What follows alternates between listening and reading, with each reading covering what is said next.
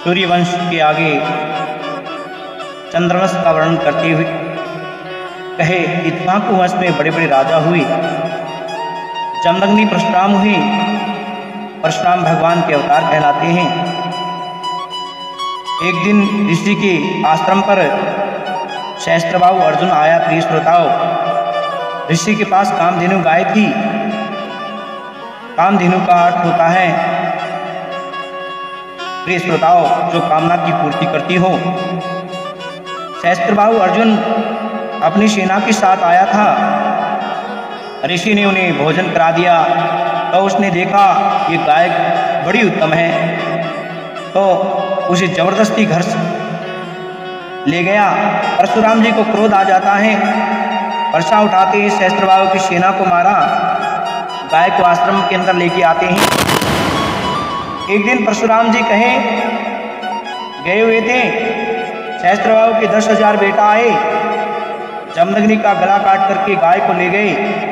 तब परशुराम जी की माँ रेणुका 21 बार अपनी छाती को पीट कर रोती हैं, रोदन करती हैं। परशुराम जी आते हैं, वर्षा उठा करके सहस्त्रबाहु के राज्य में जाते हैं।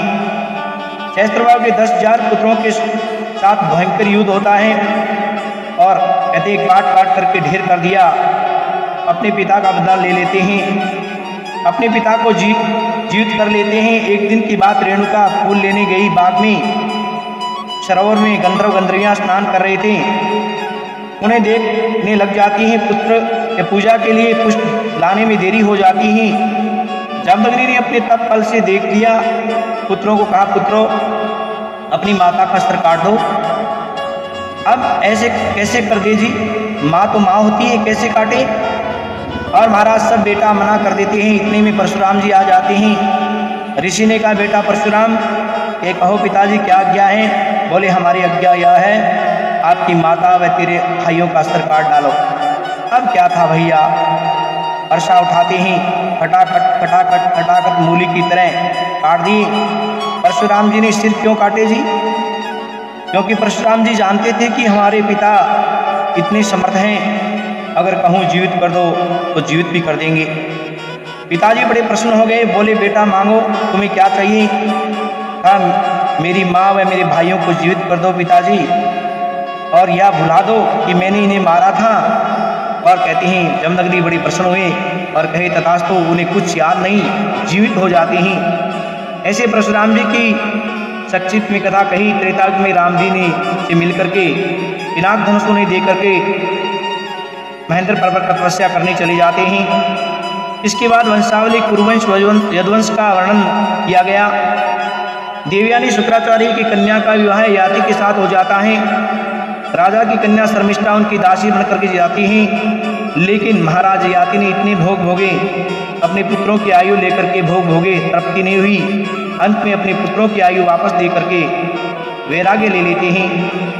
जंगल में याति ने भजन किया, याति को ज्ञान हो गया, अंततः उनका कल्याण हुआ। आगे यदुवंश का वर्णन करते हुए कहते हैं, यदुवंश में बड़े बड़े राजा हुए, बड़े बड़े राजा हुए। प्रिय श्रोताओं, यदुवंश में ही वसुदेव जी हुए।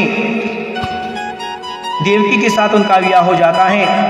देवकी के गर्भ से श्री कृष्ण भगवान का जन्म हुआ। वासुदेव उन्हें गोकुल में ले आए और 11 वर्ष भगवान वहाँ रहे। पूतना को मारा, संकट का भजन किया, मटकी फोड़ी, माखन चुराया, रास हंसाया, गिरिराज उठाया, मथुरा में आ गए, कंस को मारा, द्वारिका बसाई, कौरवों पांडवों को युद्ध हुआ, शिशुपाल को भगवान ने मारा, आदि आदि लीला करके भगवान सब छोड़ छाड़ करके अपने परम धाम पधारे। इस कथा को सुनाया तो परीक्षित कहे, महाराज ये तो बहुत बताओ कि भगवान ने यदुवंश में अवतार लिया, देवकी के गर्भ से क्यों लिया, भगवान का अवतार क्यों होता है, क्यों हुआ। वसुदेव जी भगवान को टोकरे में जमुना पार करके आए, कैसे, दरवाजे कैसे खुल गए, पहरेदार सो कैसे गए। ही सुखदेव जी आप इससे विस्तार से सुनाइए।